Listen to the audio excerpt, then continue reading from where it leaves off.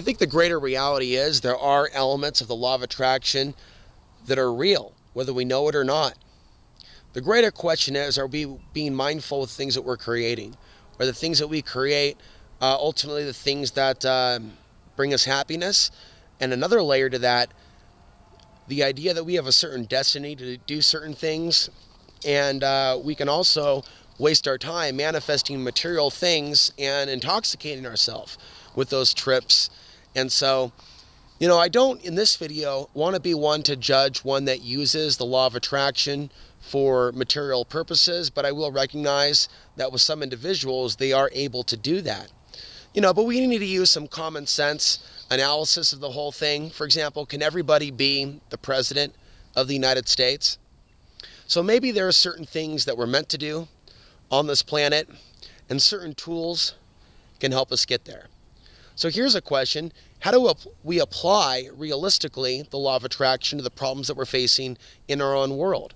Or are we looking outside of ourselves again for trying to change the world over trying to change ourselves?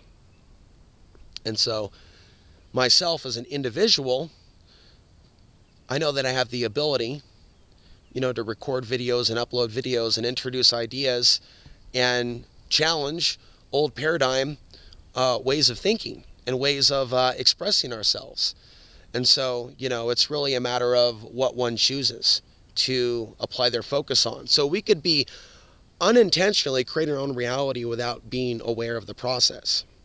So we need to be aware of the process and the subconscious. And so, there could be things that we need to really examine on the subconscious level and reprogram. I try to listen to audio files of a positive nature more so than news and lectures about the conspiracy, because for a good 10 years, that's about most of what I consumed,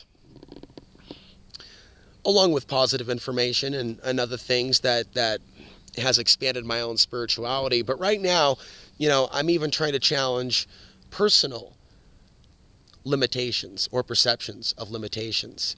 And let me just say, in my own current reality, for example, living off the grid, making just enough, for example, to survive, I'm living, breathing that reality, whether I'm present of it or not, creating my own reality. And whether the day is going to be a positive day or a negative day, a productive day or an unproductive day, a day where I eat healthy or a day where I eat unhealthy. And perhaps there's a candy bar, an extra one here or there, where it could have been replaced by a fruit or a vegetable.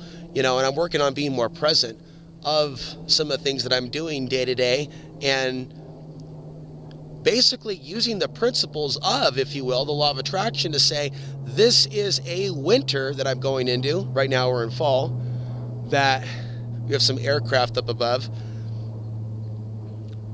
where I'm going to ease into it with more of the flow than I did last year and the year before, and letting go of certain expectations of certain things that are outside of myself, but really using the power within myself to manifest new experiences. And that includes travel, that includes new acquaintances, that includes experiences beyond this land. But I also realize that there are things for me to create, things to write, maybe even multiple books, while I live out this experience. And this is something that I did create, right? It took a fair amount of time to create the life that I'm living, and it's a stepping stone to other things that I will create in the future.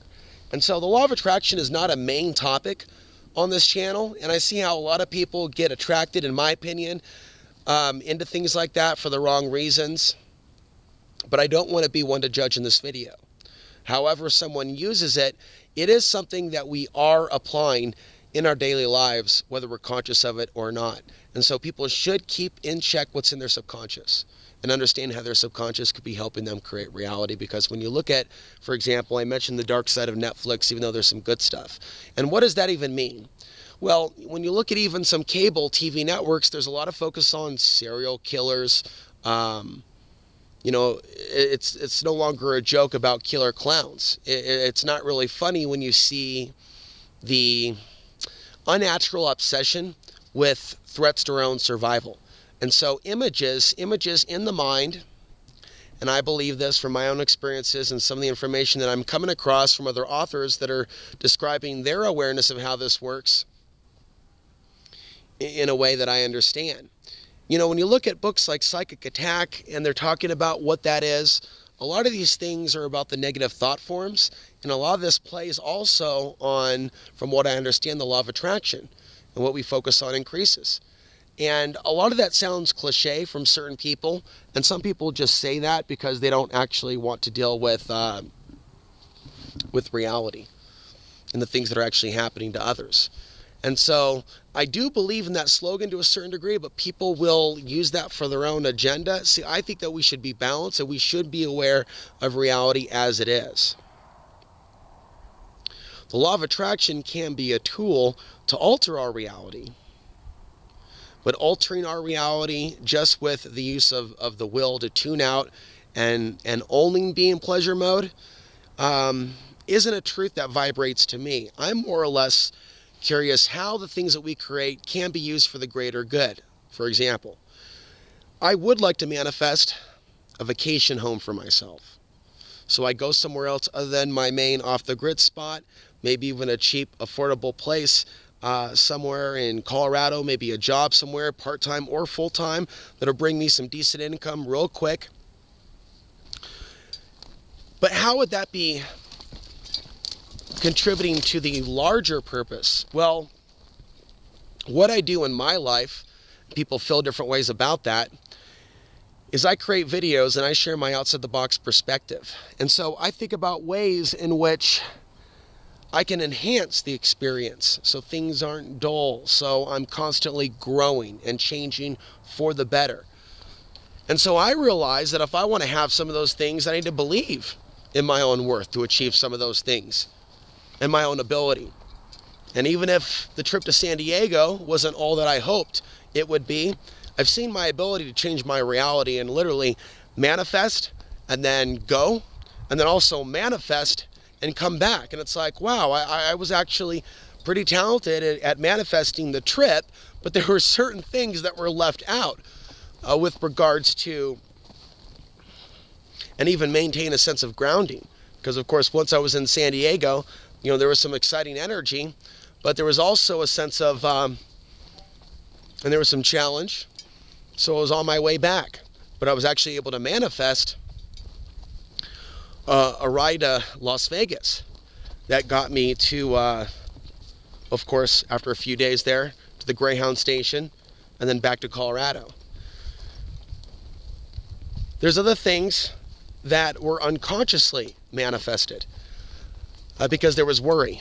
There was a time in which, my insurance ran out on my vehicle, and it was about a week later that I got pulled over. And there was a additional layer of worry. And of all the times for me to get the ticket, it was driving to town during a certain moment in which the officer was parked right there at the certain street, which I'm doing like 31 and a 25, which is ironic because I'm the slow guy, travel-wise. When we're on the highway here, I'm doing 60. The people around me are wanting to do 75 or 80.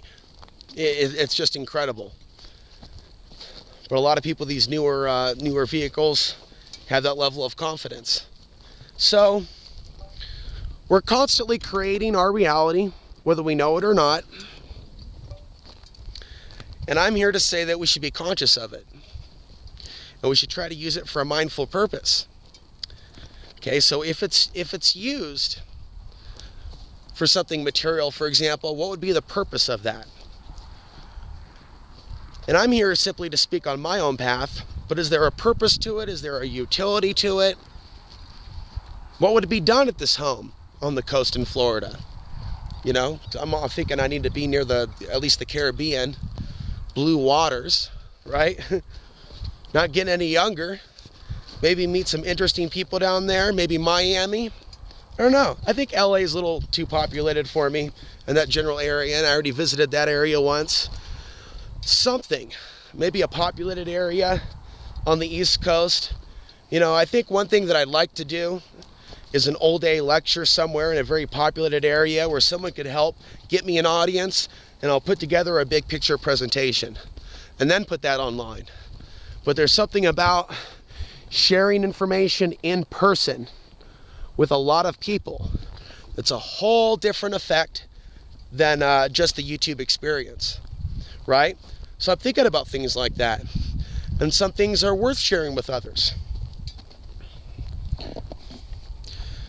So feel free to leave your comment. This is kind of like an introductory discussion. I'm also going to be breaking down the best of what's in that book, Psychic Self-Defense, written in 1930, and putting it on VHX, summarizing a lot of information, putting a lot of work into it, and also adding my own spin. So for those of you that are members, I'm going to be working on that at some point. So yeah, this is basically just an introductory discussion. So what are some of the ways in which you can identify how either yourself or people in general